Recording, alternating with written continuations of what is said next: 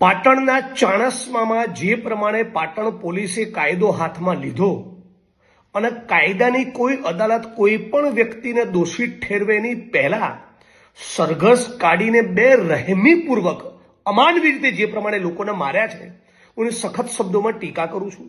કયું ગ્રુપ સાચું કયો સમાજ સાચું બિલકુલ એમાં પડવા માંગતો નથી. મારે એની સાથે કોઈ લેવા દેવા નથી. હું એટલું જ કહેવા માંગુ છું, પોલીસ તંત્ર ન્યાયતંત્ર એટલા માટે છે કે માણસની સામે એફઆઈઆર થાય, એની સામે ઇન્વેસ્ટિગેશન થાય, એની સામે ટ્રાયલ એટલે કે કેસ ચાલે અને પછી કોર્ટ સજા કરે. પોલીસ આ પ્રમાણે બેરહેમીપૂર્વક નાગરિકોના સરઘસ કાઢે, એની સાથે મારઝૂડ કરે, એ કોઈ પણ સંજોગોમાં આપણા બંધારણની મર્યાદા ના કહેવાય.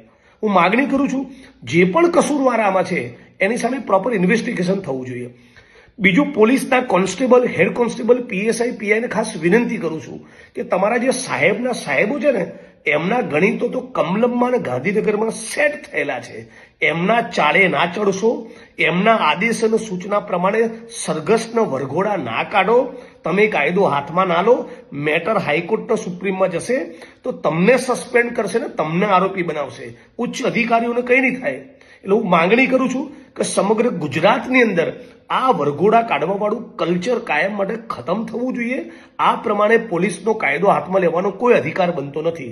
અને છેલ્લે, પાટણ પોલીસમાં આટલું બધું પાણી હોય તો આખા પાટણ જિલ્લામાં ચાલતા તમામ દારૂના અડ્ડા ચલાવનારા બુટલેગરો, જેટલા પણ લોકો ઇલીગલ માઇનિંગ કરે છે, જેટલા પણ જમીનના કોઠા કબાડા કરે છે, જેટલા પણ લોકો ચરસ ગાંજોનો ડ્રગ્સ વેચે છે, એ બધા જ બુટલેગરના માફિયાઓને એક લાઈનમાં ઊભા રાખીને બરાબર ઠોકો ને તો ખબર પડે.